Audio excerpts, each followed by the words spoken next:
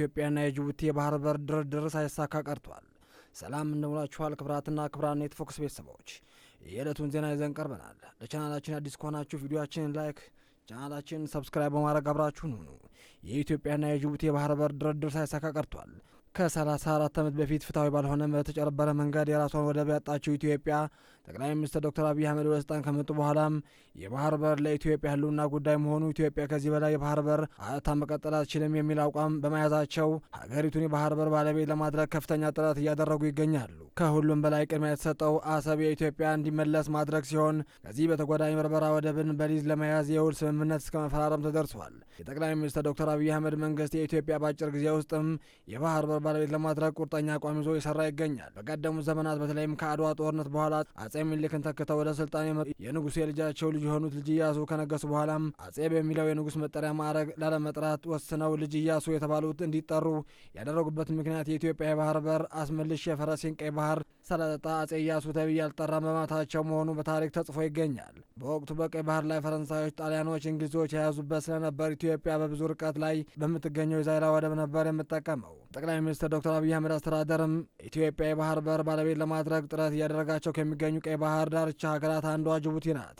በጅቡቲ በኩል የባህር በር በሊዝ ውል ለማግኘት ከጅቡቲ መንግስት ጋር በርካታ ውይይቶች ማድረጋቸው ይታወቃል። ጂቲም በሀሳቡ ተስማምተው የታጁራ ወደብን ለኢትዮጵያ በሊዝ ለመስጠትም ስምምነት ላይ ደርሳ እንደነበር ተሰምቷል። ኢትዮጵያ የታጁራ ወደብን በቀጥታ እንድታስተዳድር አማራጭ ሀሳብ ማቅረቧን ያስታወቁት የቀድሞ ጅቡቲ የውጭ ጉዳይ ሚኒስተር መሐሙድ አሊ ዩሱፍ ኢትዮጵያ የባህር በር ጦር ሰፈር መገንባት እንደማትችል አስታውቀው ነበር።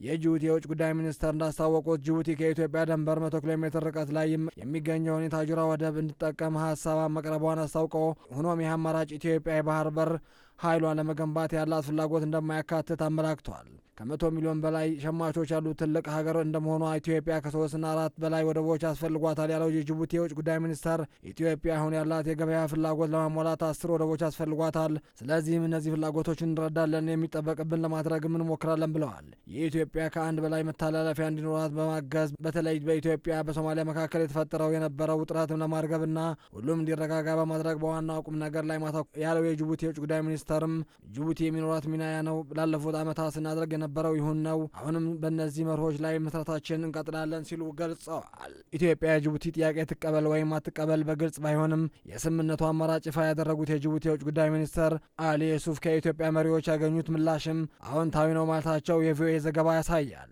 ኢትዮጵያ የባህር በር መዳረሻ እንድታገኝም አንደኛው የጅቡቲ ወደብ በሙሉ በሙሉ እንድታስተዳደር በሀገራቸው አማራጭ ሀሳብ ማቅረቧን የሀገሪቱ የውጭ ጉዳይ ሚኒስተር አስታውቀዋል። አማራጭ ሀሳብ የሀገሪቱ ፕሬዚዳንት ኦማር ጌሌ ኢትዮጵያ ማቅረባቸው የውጭ ጉዳይ ሚኒስተሩ መግለጻቸውና በተፈጻሚነቱ ዙሪያ ዝርዝር አስተያየት ከመስጠት መቆጠባቸው ታውቋል። የጅቡቲ አማራጭ ሀሳብ ታጁራ ወደብን ለኢትዮጵያ ሙሉ በሙሉ ለማስተላለፍ ወይም ለመሸጥ አለመሆኑን የገለጹት ሚኒስትሩ ወደቡን መጠቀም የሚቻለው ገቢና ወጪ ንግድ ብቻ መሆኑ አብራርተዋል። ምንም እንኳ ሚኒስትሩ ኢትዮጵያ የታጁራ ወደብን ሙሉ በሙሉ እንድታስተዳድር ሲሉ ያቀረቡት አማራጭ ሀሳብ እንዴትም በጋራ ወደ ማስተዳደር የሚል እንደቀየሩ ባያብራሩም በሶማሌና በኢትዮጵያ መካከል የተፈጠረው ውጥረት ለማርገብ የቀረበ አማራጭ ሀሳብ መሆኑ ግን ደግመው ጠቅሰዋል። በአፍሪካ ትልቅ ኢኮኖሚና ከ120 ሚሊዮን በላይ ሕዝብ ያላት ኢትዮጵያ አማራጭ ወደቦችን ስትፈልግ ቆይታለች። ጅቡቲ በሶማሊያና በኢትዮጵያ መካከል የተፈጠረው ውጥረትም ታላቂ ወደብ አድርጋ ያቀረበችው ታጁራ ከሁለት ሀገራት ድንበር የሚርቀው በ100 ኪሎ ሜትር ርቀት ላይ ነው። የአፍሪካ ቀንድ ተንታኝ የሆነውና የጀርመን ሊዝቢንግ ዩኒቨርሲቲ የሚገኘው አቶ ነገራ ጉደታ ጅቡቲ ይህን አማራጭ ያለችው ሀሳብ በዚህ ጊዜ ያቀረበች በሁለቱ ምክንያቶች ነው ይላሉ። ቀዳሚው ምጣኔ ሀብቷ ነው የሚለው አቶ ነገራ ኢትዮጵያ ላለፉት 25 ዓመታት ከ95 በመቶ በላይ የሚሆነው የውጭና የገቢ ንግዷ የምጠቀምበት የጅቡቲ ወደብ መሆኑን መዘንጋት እንደማይገባ ያስረዳሉ። ይህ ማለት ደግሞ የወደብ ኪራይ አገልግሎት ለጅቡቲ ኢኮኖሚ የጀርባ አጥንት ነው ማለት ነው። ኢትዮጵያን ወደ ሶማሌ ፊቷን የምታዞር ከሆነ ይህ ገቢዋ ስለምታጣ የታጁራ ወደብን እንድታስተዳድር ለመፍቀድ መወሰኗ አቶ ነገራ ይናገራሉ።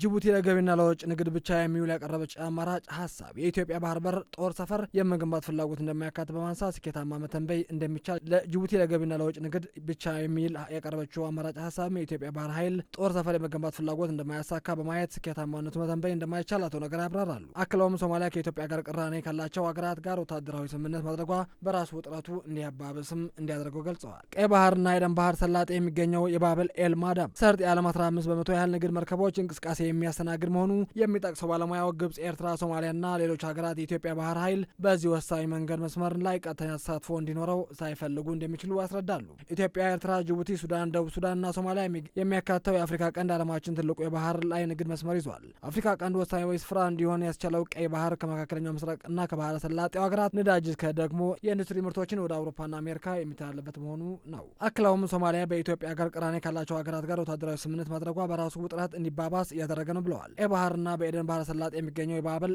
ኤልማዳባድ ሰርጥ የዓለማችን 15% ያህል ንግድ መርከቦች እንቅስቃሴ የሚያስተናግድ መሆኑ የሚጠቅሰው ባለሙያው ግብጽ፣ ኤርትራ፣ ሶማሌና ሌሎች ሀገራት ኢትዮጵያ ባህር በር በዚህ ወሳኝ ንግድ መስመር ላይ ቀጥተኛ ተሳትፎ እንዲኖረው ላይፈልጉ እንደሚችሉ ያስረዳሉ። ኢትዮጵያ፣ ኤርትራ፣ ጅቡቲ፣ ሱዳን፣ ደቡብ ሱዳንና ሶማሊያ የሚያካተው የአፍሪካ ቀንድ ዓለማችን ትልቁ ባህረ ሰላጤና የንግድ ስፍራ እንዲሁም ያስቻለው የቀይ ባህር ከመካከለኛው ምስራቅና ከባህረ ሰላጤው ሀገራት ነዳጅ እስከ እስያ ደግሞ የኢንዱስትሪ ምርቶች ወደ አውሮፓና አሜሪካም የሚያስተላልፍ ወሳኝ መሆኑም ጠቅሰዋል። ክቡራትና ክቡራን የኢትዮፎክስ ቤተሰቦች የዕለቱን ዜና በዚህ ቋጨን። ቀጣይም በሌላ ፕሮግራም እስክንገናኝ ቸር ቆዩ።